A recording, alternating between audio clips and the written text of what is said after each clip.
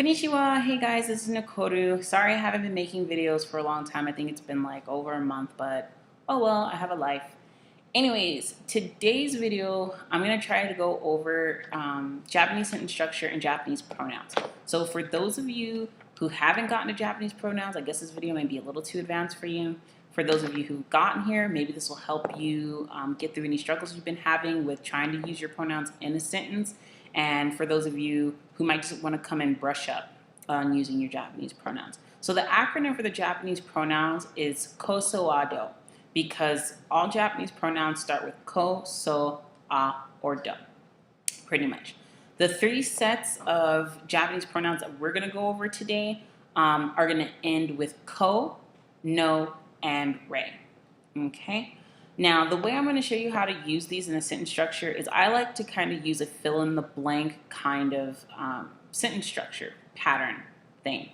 Okay, I'll give you a key right now with all the different symbols so you know what to plug in each one of those spots in the sentence pattern. Okay, so let's go over those keys. If you see quotations with a dash and you see ko, no, or re, that means any one of our pronouns that end with ko, no, or re go in that spot. Okay, if you see X, that means a noun, or really more so an object, goes in that space. If you see Y, you can fill that in with your or my. If you see a question mark, you can fill that in with a question word like nan or dare, which are both question words, what and whose, okay, or who. And then if you see ADJ, that stands for an adjective, okay? Right. So let's move on to our first set of Japanese pronouns. We're going to start with the ones that end with ko. All right. So we have koko. Koko means here near the person speaking, so you. Okay. Soko means there near the person you're speaking to. Asoko means over there away from both you and the person you're speaking to. And doko means where, and it's a question word all on its own. So the pattern for your ko-ending words is ex, wa, ko, des.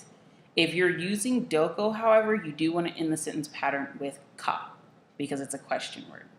Okay? Now, if you want to say something, your something is here, or my something is here, the sentence pattern will be y, no, ex, wa, ko, des. And again, if you're using doko in the pattern, you put ka at the end. All right, so very, very simple. I'm not going to give any Japanese examples because it's going to take too long. Now, let's move on to our no-ending pronouns. Now, kono means this, near me. Sono means that, near you, the speaker, not you. I was about to say you, but that near the person you're speaking to. And then ano, sorry, I almost pronounced that wrong. Ano means that over there, and dono means which. Okay? Now, the first thing you need to know about the no words is that they're always followed by a noun or an object. Always. You never see these ones by themselves. So the sentence pattern for these words is going to be one of our no words, X, wa, and you can fill in Y, question mark, or ADJ. Okay? Then des. Period. So that's how you would fill those in. So just also remember with the sentence pattern between the wa and the des, the Y, the question mark, or the adjective always has to be in between the wa and the des. You cannot use this sentence pattern without that being there. So if the sentence you're trying to say with this, that, or which, you're trying to use that, you cannot use wa and end the sentence with des if there's nothing in between the wa and the des. Okay? Now, dono, however, does not get that same sentence pattern. It's a little different. Dono doesn't get wa. It doesn't get wa after it. If you're going to use wa with dono, it always comes before, never after. And this really isn't a pattern. If you're going to say dono, like which one is it? It's a question word. So the sentence for that is dono desu ka, or dono x desu ka. So it is kind of a pattern. I'm sorry. Anyways, so if you're trying to say which book, you're going to say Dono hon desu ka. No wa in this sentence, okay? Now, if you are going to use wa, again, I said it goes in the beginning. But you have to know that you would have to use the noun twice, okay? And the only time you would actually use a wa with dono is if you're trying to say, this is your car. Which car is it? You know, I know that sounds weird.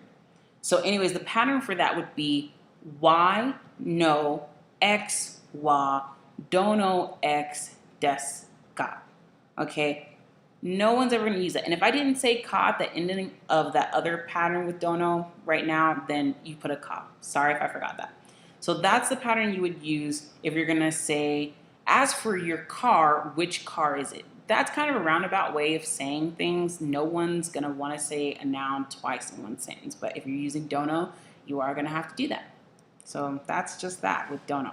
Now let's go to the re ending words. We have kore, which means this near me. You have sore, which means that near the person you're speaking to. You have are, which means that over there away from both you and the speaker, and dare, which means which one. Now I know what you're thinking. They mean the same thing as the no pronouns? Yeah, they do. However, they're used more so like pronouns we use in English when we just say, oh, look at that. You know, we're not saying what that is, but it's obvious from the situation or the context of the conversation. Okay, so the pattern for these ones is going to be re, wa, and this time you can put x, y, question mark, or adjective in between the wa and the des. Okay, and it's kind of the same rules as the no words. There has to be something there in between that wa and the des. Now these ones, I know you probably heard that these ones are never used with a noun. That's kind of a lie. You can use it with a noun as long as the noun comes after the wa. It can't come directly after the re words like you do with the no words. Okay. Now dore, as you can imagine, has a different sentence pattern, just like dono did. Except this one isn't really a pattern. This is why I kind of got confused. This one isn't really a pattern because you don't put a noun. You just say dare desu ka if you want to say which one. Dare desu ka. There's no pattern here. Now, if you want to say which something is yours, then you would use the pattern y, no, x, wa, dare desu ka. So I hope you guys get that. So dore has kind of the same rule with the wa that dono has. It never comes after it. It always comes before it. Okay. So now let me clear up the difference between sono and, or not sono, but the no pronouns and the re pronouns. Because I know you're probably like, I don't really get that. Like, how can I translate those into Japanese, like my English from Japanese? So I'm going to give you some example sentences. So here's an example sentence. Sore wa ii desu. It means that is good. So say you see somebody reading a book and you say you read it too and you wanted to say that the book was good. You would just say sore wa ii desu, indicating that that is the book. So that's good. Okay, easy. Now, if you really wanted to say that book is good, you can say sore wa hon ii desu. And I know you're like, oh, you use adjective and a noun. Yes, when you're using the re words, you can use a noun and an adjective in between the wa and the des. Okay, so that sentence, sore wa hon ii desu, means that is a good book. So as for that, it's a good book. Okay, now if you want to say that book is good, or as for that book, it is good, you say sono hon wa ii desu. So I hope you see the difference. You have that is good, sore wa ii desu. You have that is a good book, which is sore wa hon ii desu, and that book is good, which is sono hon wa ii desu. Okay, so I hope these sentence patterns help you with being able to use your Japanese pronouns better and helping you make up your own sentences using your Japanese pronouns. It helped me. I still kind of, don't get it sometimes, but the more you use it, the better you'll get at it. So this video is already probably like 10 minutes now. But I did want to show you some guys, some guys, whatever. My English is all messed up now because I've been thinking Japanese. Anyways, but I wanted to show you guys some cool things that I picked up. If you're pretty new to the Japanese culture, you've probably never seen one of these or heard of one of these. This is called a bento. For all you guys that are like super Japanese buffs, you know what this is. This is a bento, which means lunchbox. It's a Japanese lunchbox. I just wanted to show you guys because I got this at World Market. Okay, and for those of you who've ever bought a bento, usually bentos are pretty expensive and they're usually one-tier bentos, okay? This bento is a two-tier bento with silverware and it cost me $4.99, so $5. That's a steal for a two-tier Japanese bento with silverware. So in the top here, you can see that it has chopsticks and a spoon and it has this cute little compartment. And then you just snap off the sides like that. Oh, it's stuck to the top of the lid. Anyways, so then you have your two tiers. On the top, it has a dividing section tray. And on the bottom, this is a sauce cup that I bought. But on the bottom, it's just completely empty. You can use like silicone cupcake holders or just regular paper cupcake holders to put different little like side dishes or whatever in here so that they don't get all mixed up at the bottom. But for $5, for a two-tier bento with silverware, this is a steal. It only comes in blue and green, so if you don't like blue or green, I guess this doesn't work out for you. For me, it was great because I love green. Okay, so I just wanted to show that for you guys who are into packing a bento and want a cheap bento for right now. Now, another thing I wanted to show you guys is, oh my God, if you're into the whole Japanese thing, you have seen these.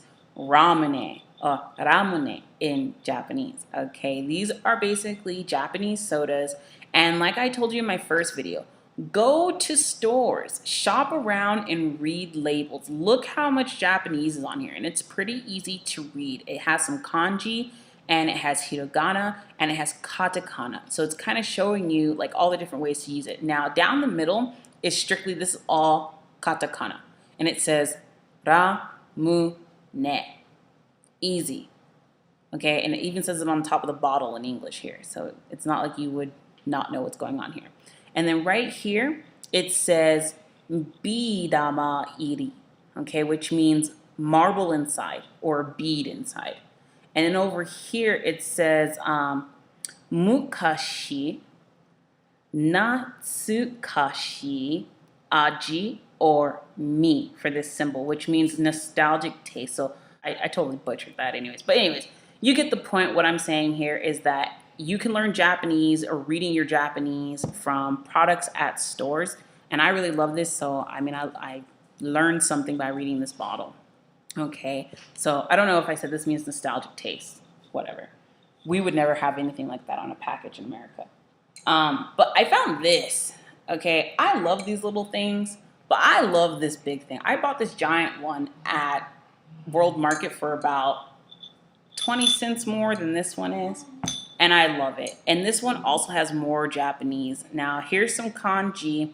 If you recognize that from the other bottle, this was on the other bottle as well. This is a little different, so I'll just go over there. This just means, again, marble. It just doesn't say marble inside.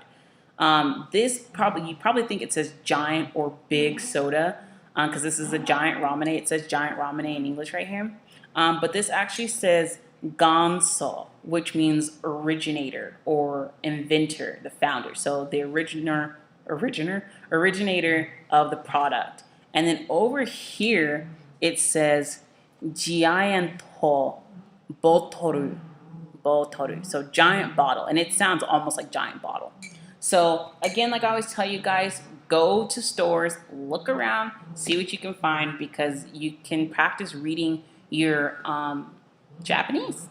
So I hope this video was really, really helpful. I'll try to put the website to that website that has the sentence patterns in it. So, sayonara.